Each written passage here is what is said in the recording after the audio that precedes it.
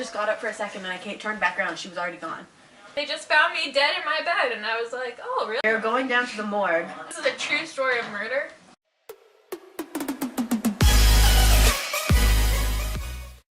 Hi guys! Welcome back to my channel. We're your hosts, the annoying people. Thanks for clicking this video or tapping it if you're on your phone.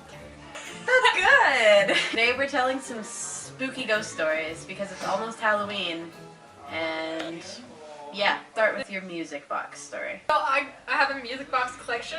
That's what cool people do. I have this one and it has never worked really, like it's really old, but when I was little, whenever I got sad it would just play like 3 notes. It wasn't like I tried winding it and it didn't work, it just didn't play anything ever.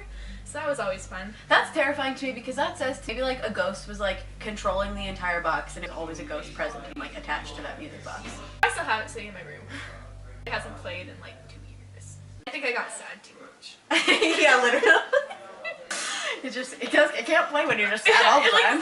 So when I was a young child, I had a friend that lived in an old hospital. Creepy in itself. Yeah, like other creepy stuff happened there when we were there too. Like, so what we like to do when we stay awake until 3 a.m. and they'll go like walk around the house at 3 a.m. because 3 a.m. is like, if you don't know, is like, yeah, the devil's hour. And I stayed up until that spooky time and we were gonna go down to the basement of her house where there was the old morgue.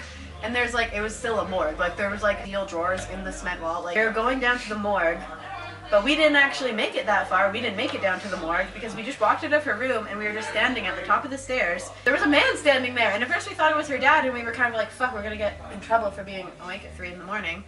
But then it wasn't her dad, it was like an old man and he was looking that way and then he turned and looked up at us and then took a step, like his foot landed on the ground and he just disappeared. We were screaming. You know, they didn't want her dad to know they were up at 3 a.m. Literally.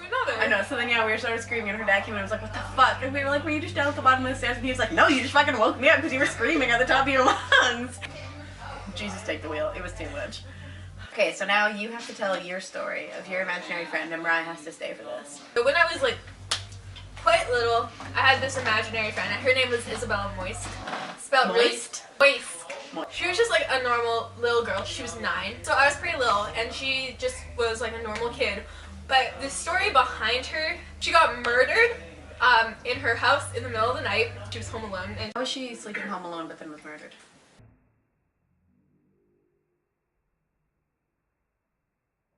parents weren't home.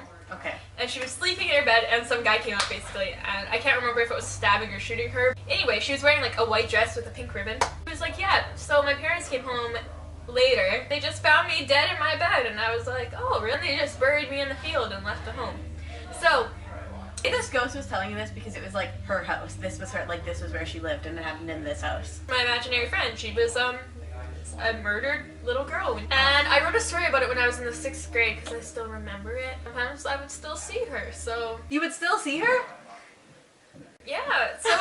That's not, I really don't have a reaction to that. That story makes me just very uncomfortable. It happened, this is the same I guess when I was like a child, when I was quite young. And I was at a car show with my other grandparents. They like left me to like sit on a chair while they like talked to some friends and they were still like close by, I could still see them, but I was like sitting in like a little area like over here on a chair.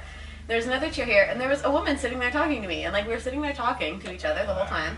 And so then like eventually like I kind of like I think I got up for a second and went over to my grandpa, and then I came back and she was gone or whatever, so I just sat there for another second, and then they came over, and then they were like, oh, like what were you doing the whole time you were sitting over here? And I was like, oh, I was talking to the woman that was sitting over in this chair with me, and they were like, you were literally sitting in that chair by yourself the entire time. We left you sitting there alone. What? Yeah. I remember it so well. Like I remember just sitting. She was an old lady, and I was just sitting there talking to her. Like, but she was like, who are you here with? And I was like, oh, I'm here with my grandparents. They're right over there. I think I like went over to like ask Grandpa for like a drink or like some shit. Like I was just got up for a second, and I turned back around. She was already gone. And then I went back and sat down. And Grandma came over, and they're like, no, like you've been here by yourself the entire time. Like we've been watching you. Like you've just been sitting here by yourself. Can we actually just admire your social skills of talking to someone, getting up and leaving? Like that's what happened apparently. Spooks. So our grandma told, apparently Mariah doesn't know the story, but our grandma told me and Coral both this story. So our grandma had a boyfriend like a long time ago. Like when would this have been? Late 50s because. And one day they broke up. Yeah, you should tell the next part. She's sleeping, and then she wakes up in the middle of the night, and he's like standing in her room. He like said goodbye to her or something like that, and so she just like went back to sleep or something. She woke up to people coming over to her house and telling her that he had committed suicide the night before. Like he died the night before, and like when she would have seen him, he was already dead. Yeah, so fun times. Fun times. Coral, Yeah? honey. We'll be right Okay, there. you Okay, wait, we gotta end the video.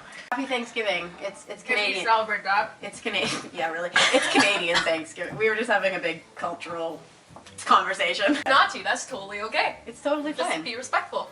Yeah. Also, One just another. want to shout you out for making this Oh beautiful. yeah, this is my dead baby and my skull. This is my skull. It's real. It's a goat. Thanks for watching. Sometimes I make videos and sometimes I don't. Thanks for joining me in the video and thanks for talking to us out of camera the entire video. Happy Halloween! Fuck.